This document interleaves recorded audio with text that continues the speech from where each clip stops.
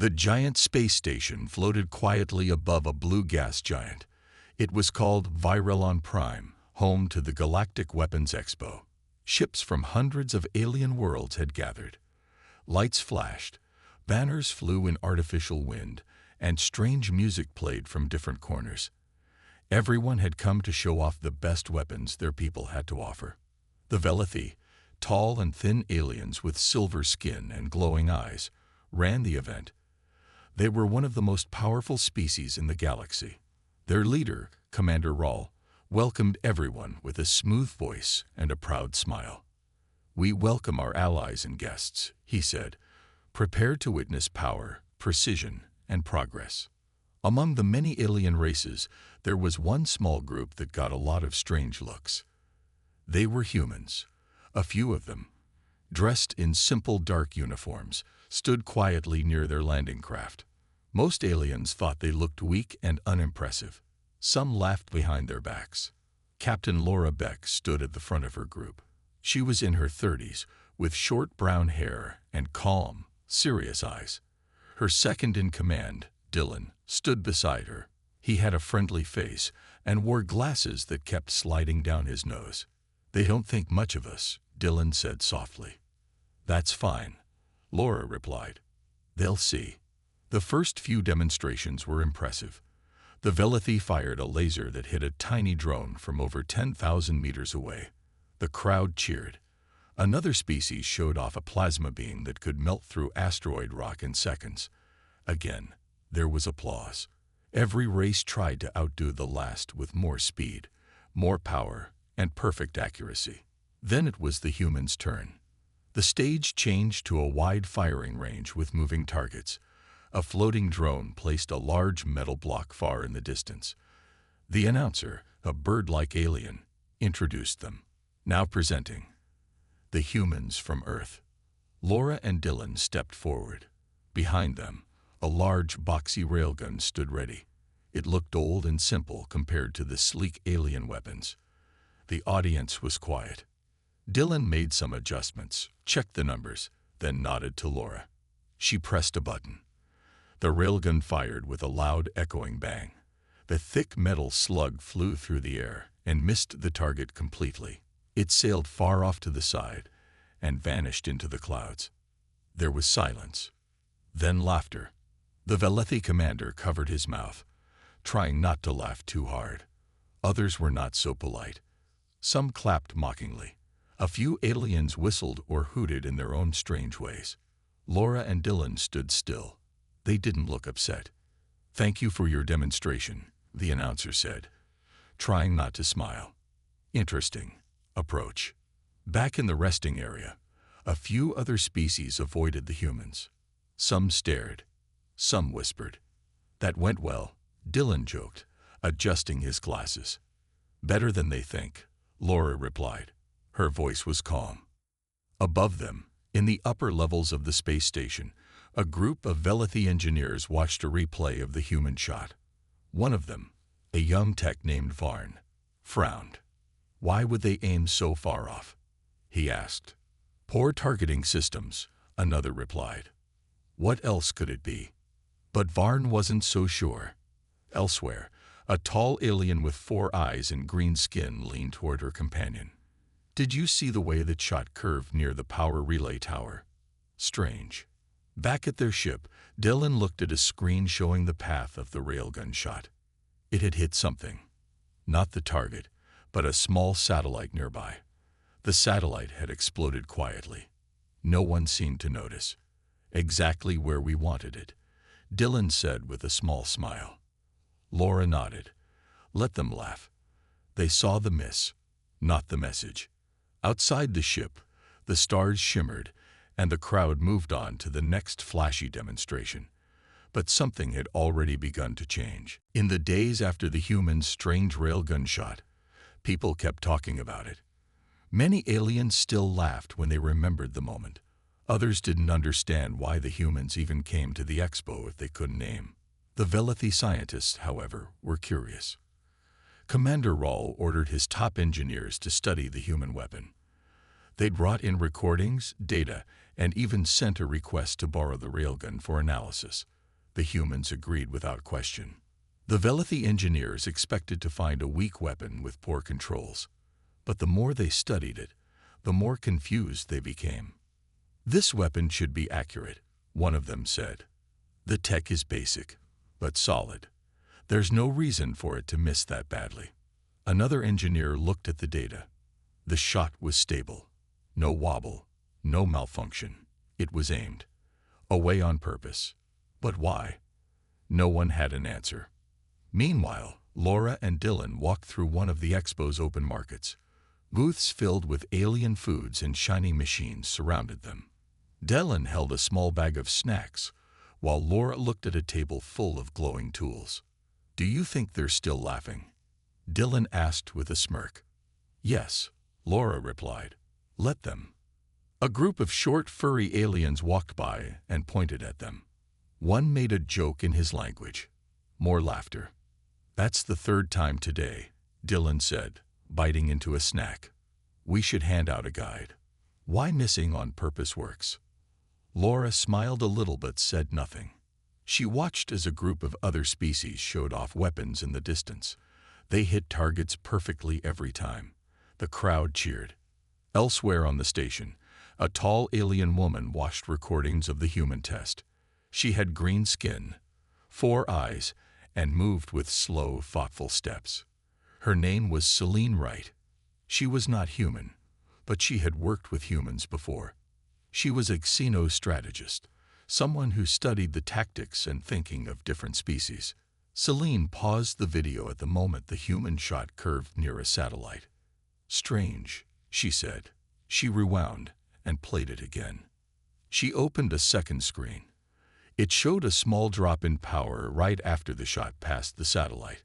A few systems on the station flickered. Nothing serious, just a minor power loss. But the timing matched. "They didn't miss," Celine whispered. "They aimed for something else." Back in the human rest quarters, Dylan worked on the railgun. He cleaned the inside and made a few upgrades. Laura sat nearby, reading reports. "They borrowed our gun," Dylan said. "Let them study it," Laura replied. "Won't they figure it out?" Laura shook her head. "They're looking for what it hit, not what it changed." Dylan chuckled. "They'll never see it coming." Suddenly, there was a knock at the door. A young alien assistant stood outside. He held a tablet and looked nervous. "Commander Rawl requests a second demonstration," he said. Laura raised her eyebrows. "When?" "Tomorrow. Same range." Dylan looked at her. "Want to miss again?" She smiled. "Of course." That night, word of the second test spread quickly. Many aliens laughed again. "Maybe this time they'll miss twice," one said. Others planned to record it and share the video across their networks. Celine sat in her private room, reviewing more data. She had mapped out the shot, the satellite, the power dip, and other small details. It was like a puzzle. "They're not bad at aiming," she said aloud. "They're aiming at something else, something we don't see yet." The next morning, as lights flickered on across Virelon Prime, crowds gathered again. The humans stood ready near their railgun. This time, more eyes were on them. Not just for fun, but with curiosity. Some still laughed, but others watched closely, waiting to see if the miss would happen again. Laura stood tall, her hands behind her back. Dylan made final checks. The target was set, the cameras were on, and the whole galaxy was watching. Laura gave a single nod. Dylan pressed the button. The railgun fired. The shot flew wide again, far from the target. And something else, far in the distance, quietly changed. The second shot caused even more questions. Just like the first, it missed the target. But right after the shot passed, a strange thing happened. One of the small defense satellites around the station shut down for a few seconds. Lights on a nearby ship flickered. Then everything went back to normal. Many aliens laughed again. "Two misses," they said. "Humans don't know how to aim." But not everyone laughed this time. Celine Wright watched the shot over and over again. She noticed how the projectile curved just slightly before it passed the satellite. Then she looked at the moment the satellite's lights went out. The timing was perfect. She started collecting all data about the humans' railgun shots. She called up videos, power logs, and environmental readings. She worked for hours. Meanwhile, the humans stayed quiet. Laura and Dylan didn't go to the big dinners or interviews. They stayed in their quarters, working on small adjustments to their weapon. "They're still laughing," Dylan said one evening, watching a video on his tablet. "Look at this one." Somebody added clown music. Laura smiled a little. "Let them." Dylan looked at her. "You think anyone noticed yet?" "Maybe one or two," she said. Celine noticed, and now she wasn't the only one. A few other species had begun to whisper among themselves. The Lilithi, a group of insect-like beings, noticed the same energy drops. The Rokari, a race of glowing crystal people, ran simulations and found strange patterns in the human shots. None of them had answers, but they were no longer sure the humans were just bad at aiming. Celine sent a message to her old friend, a tech analyst named Bryn. He was part of the neutral observers who monitored the expo. "I need all logs from the human tests," she wrote. "Power flow, satellite behavior, even wind data. Everything." Bryn replied within minutes. "You think they're doing this on purpose?" "I don't know yet," she wrote back. "But I think the target isn't the point." As the expo continued, the humans joined more challenges. In one, they were told to hit fast-moving drones. Everyone expected another bad show, but instead of hitting a drone, the human shot hit a wall panel near a power relay. A few seconds later, all drones stopped moving. The humans won the round. This time, the crowd didn't laugh. Some clapped. Some just stared. Celine watched from the upper seats. She took notes, drew maps, and tracked each detail. Every miss was part of a bigger picture. She met with Bryn later that night. They sat in a quiet room with a large screen. "They're using the environment," Celine said. "Their shots are causing chain reactions. Not just hits, but smart misses. It's like they're using chaos," Bryn said. "Yes," Celine nodded. "They don't aim for the target. They aim for what happens after the shot." Bryn leaned back. "That's not bad aiming. That's next-level strategy." On the other side of the station, Dylan worked on the railgun again. He added a new tracking lens. Laura stood nearby, arms crossed. "We're getting attention now," Dylan said. "Not just jokes. Questions. Observers." "Good," Laura said. "It's about time." He looked up at her. "What happens when they figure it out?" "Then they'll stop laughing," she said, "and start learning." The next morning, the humans joined another challenge. This one involved shooting through thick fog at hidden energy cores. Most races used heat trackers and scanners. The humans used none. They fired one shot. It hit a pipe far from the core. Steam blasted into the air. A panel broke. Moments later, one of the hidden cores shorted out. The humans were the only team to disable a core. Now the silence in the crowd was different. It was not from confusion or boredom. It was from growing respect. Celine stood in the back row, arms folded. "They're not missing," she said. "They're aiming differently." And others were starting to believe it too. After the fog challenge, things began to change. The humans were no longer the joke of the expo. More people were watching them closely. Some tried to talk to Laura and Dylan, but the two humans stayed quiet and polite. They didn't explain their actions. They just smiled and moved on. Celine Wright, the green-skinned xenostrategist, had seen enough.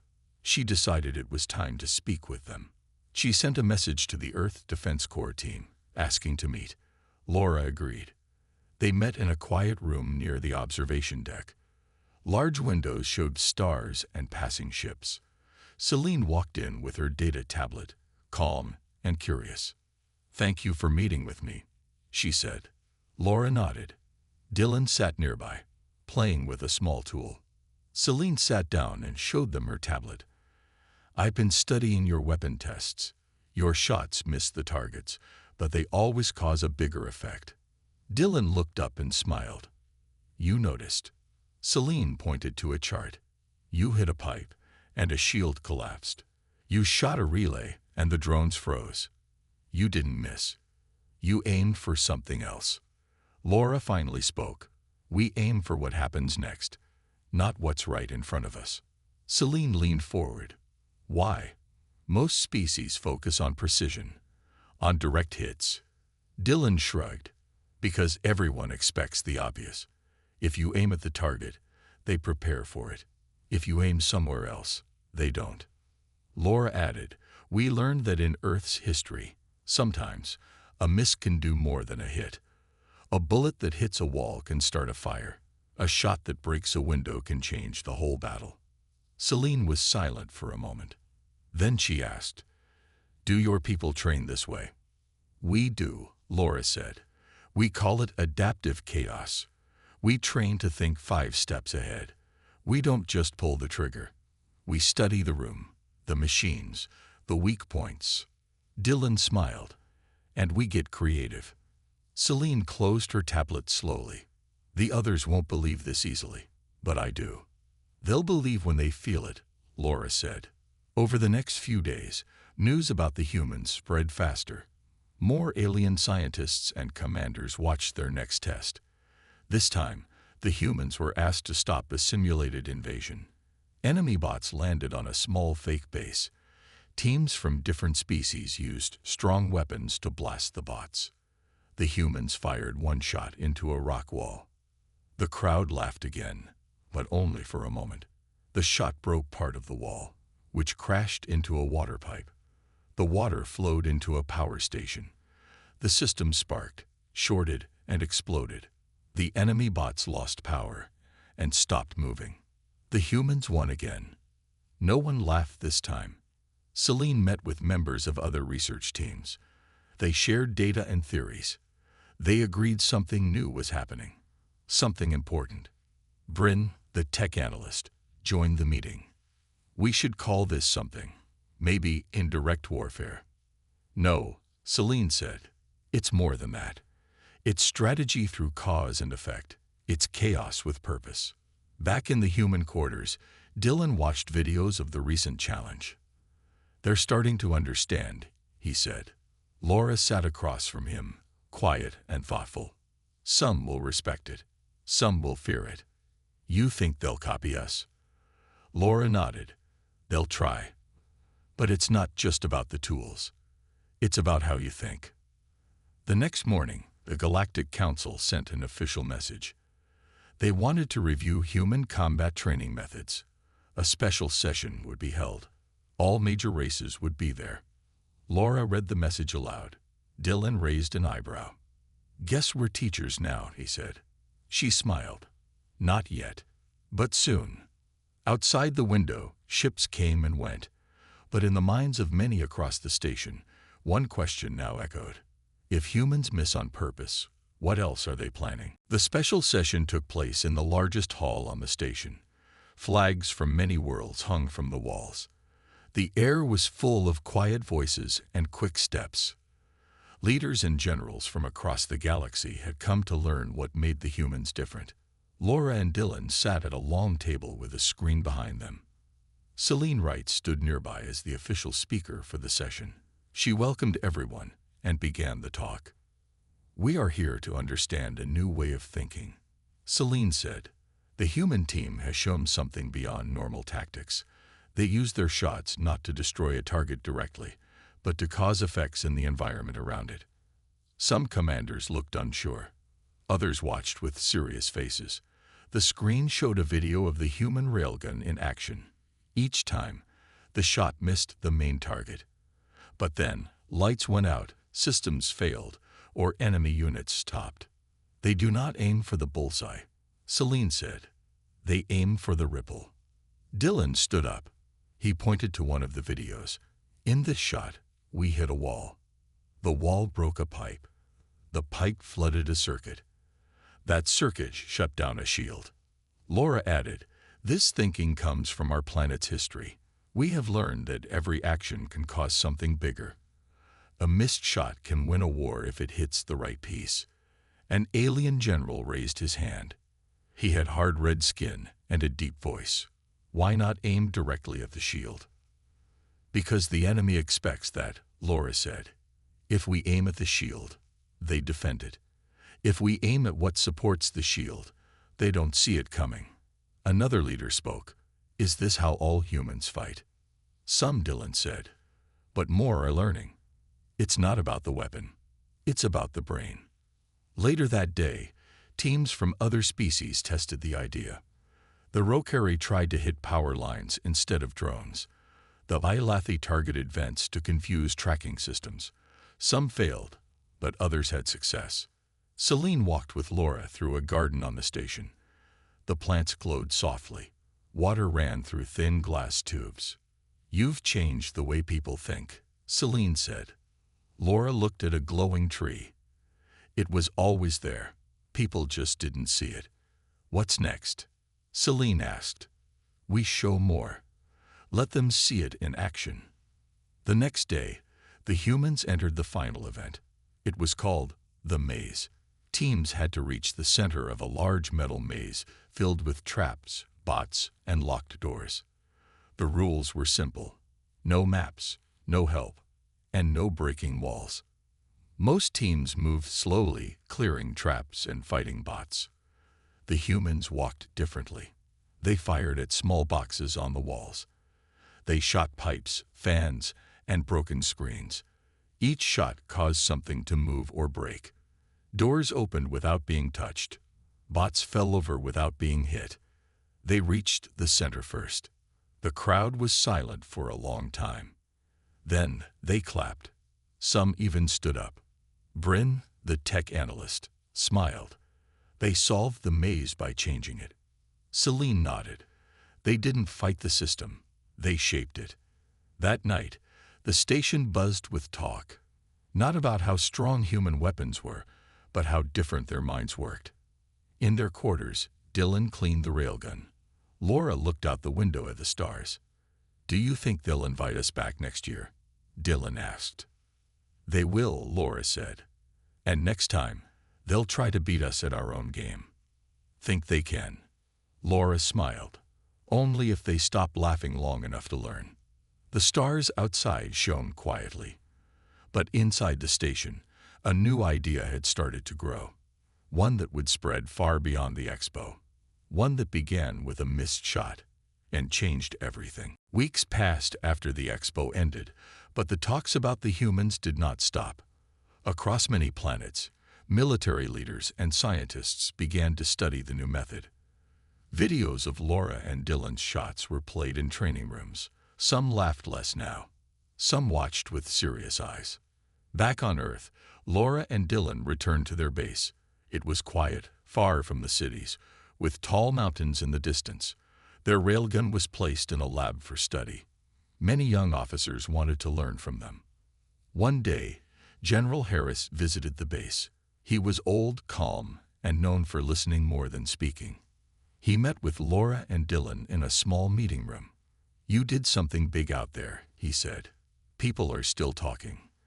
"We just showed a different way to think," Laura said. "That's the thing," the general replied. "Thinking can be more powerful than fire. The council has asked us to train others." Dylan raised an eyebrow. "You want us to teach this?"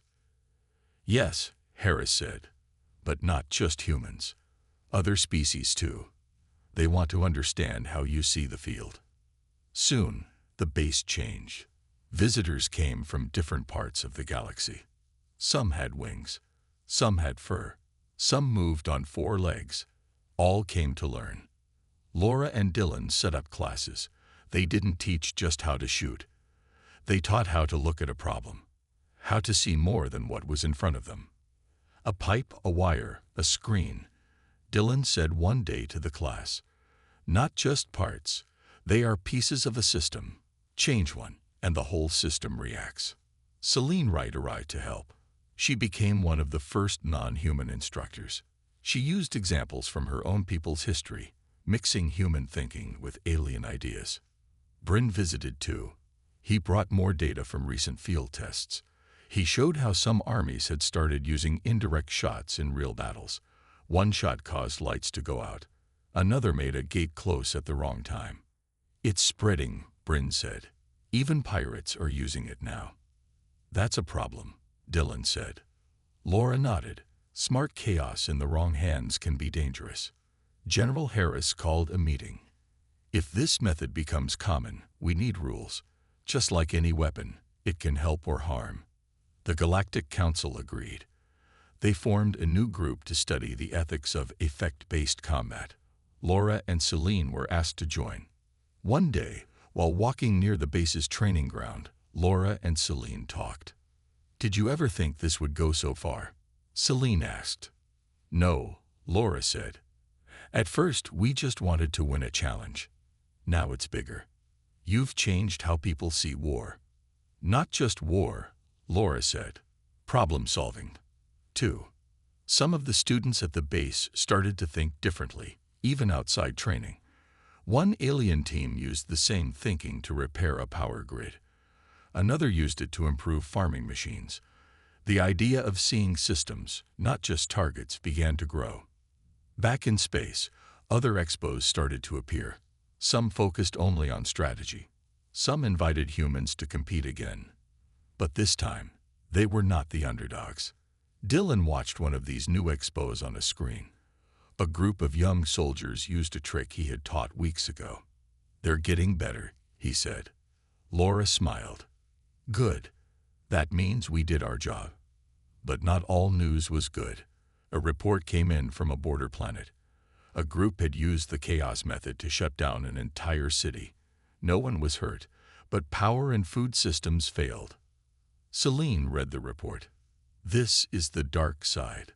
Ideas are tools," Laura said. "They can build or break." General Harris called for more study and better teaching. He asked the council to set clear limits. As the sun set behind the base, the sky turned gold. Laura stood with Dylan, looking out. "We started with one shot," he said. "And now the galaxy thinks differently," she said. And they both knew the last part of their mission was still to come. Months had passed since the humans had changed the way the galaxy thought about war. Now, Laura and Dylan were invited to the new strategy summit. It was held on a neutral space station near the edge of known space. Many leaders and thinkers from different worlds came together. The topic: how to use smart chaos in peace, not just in battle. Laura stood at the window, looking at the stars. Dylan sat nearby, fixing the small drone. They both felt the weight of what they had started. "Do you think we can really guide this?" Dylan asked. Laura nodded. "We have to try. If we don't, others will shape it their way." The summit hall was large and full of light. There were no flags this time. Just people, or beings, from across the stars, ready to listen and share. Celine opened the summit. "We are not here to plan war. We are here to guide thinking. We ask, how can we use these ideas for peace, for repair, for growth?" Bryn showed new data on how smart chaos had helped planets fix broken systems faster. Teams had used indirect thinking to solve problems in new ways. One group even stopped a spreading fire by breaking pipes to flood an area. But others had darker stories. A rogue group had tricked a city's systems and taken control without firing a shot. "It's like fire," said one speaker. "It can cook food or burn homes." Laura and Dylan gave their talk near the end. They spoke of their journey, of the first missed shot, of the laughs, and of the lessons. "We didn't invent thinking ahead," Dylan said. "We just reminded people it matters." Laura added, "And now it's up to all of us to use it the right way." After the talk, the council met in private. They discussed rules and ways to teach this method in safe ways. They agreed to build learning centers, open to all, not just soldiers. The goal was clear: use smart thinking to help, not harm. Back at the human base, training changed again. Classes now included engineers, builders, and healers. Students learned to ask better questions to see beyond the surface. One student asked Dylan, "How do you know what will happen when you break something?" He smiled. "You don't always, but you learn to see the patterns, the signs. It's not magic, it's focus." Laura led a group through a problem-solving test. The task was not to shoot, but to fix a broken system without direct tools. Some students failed. Some surprised even themselves. Celine stayed to help longer. She began writing a guide with Laura on effect-based thinking. It was simple, clear, and full of stories from different worlds. News of their work reached far. A new expo was planned, not for war, but for peace. Teams would compete to solve hard problems using smart chaos. One evening, Laura and Dylan walked by the railgun they once used. It now sat in a display room with a small sign. The shot that changed everything. Dylan laughed. "Never thought missing on purpose would take us this far." "It wasn't just the miss," Laura said. "It was knowing what else could happen." Ships passed above them. Some were human, some not. But now many carried people who thought differently because of what Laura and Dylan had done. Celine joined them, holding the first printed copy of the guide. She handed it to Laura. "This is just the beginning." Laura flipped through the pages. "Let's hope they read it." Dylan added, "And use it for good." The stars outside were still the same, but the minds traveling through them were not. The aliens once laughed at human aim. Now, they watched closely, knowing that the point of the shot was never the target. It was the change that followed.